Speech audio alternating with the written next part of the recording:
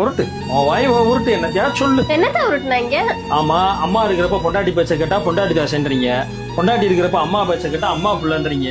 இவங்க ரெண்டு பேரும் பேச்சையும் கேட்க வேணா, நம்மளா யோசிச்சு ஏதாச்சும் முடிவு இருக்கோம்னா சுயநலவாதி, யாரை பத்தியாச்சும் ஏதாச்சும் யோசிக்கிறானான்னு பாரு அப்படின்றீங்க. உங்க பிரச்சனையே வேணாம்னு வேலை வெட்டியை பார்த்து போனா வேலையை கட்டிட்டு அழு, உனக்கெல்லாம் எதுக்கு கல்யாண காட்சின்றீங்க. சரி, நம்ம வீட்டுல வந்து உட்காந்துட்டு பொண்டாட்டியை வேலைக்கு அனுப்புனா இங்க ஒரு பொண்டாட்டியை வேலைக்கு அனுப்பி அந்த காசுக்கு என் கையால் ஆகாதுன்றீங்க. சரி, பொண்டாட்டியை வேலைக்கு போனாலும் வீட்டுல வச்சுக்கிட்டா இங்க பாரு அந்த பிள்ளை இஷ்டத்துக்கு இருக்க விடுறான்னா எப்படி குடும்பப்படுத்தினா பாரு குடும்பக்காரன் அப்படின்றீங்க. உங்க சங்காத்தமே வேணாம்னு குழந்தைய கொஞ்சலான்னு போனா கொஞ்சம் குழந்தையும் கெடுத்துருன்றீங்க. சரின்னு கொஞ்சம் தள்ளி இருந்தா அப்படியே இருந்துக்க, குழந்தைய கொஞ்சம் கூட என்ன ஏதுன்னு கேட்டுறாத, வேலைன்னே இரு, உனக்கெல்லாம் இதுக்கு குழந்தை குட்டிய அப்படின்றீங்க.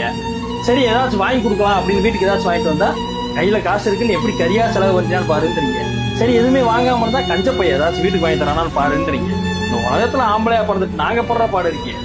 ஏய் அதை கூட விடு, ஆனா கடைசியில ஒண்ணு சொல்லுவீங்க பாருங்க, உங்களுக்கு என்னப்பா ஆம்பளைங்க ஜாலியா இருக்கீங்க, நாங்க பொம்பளை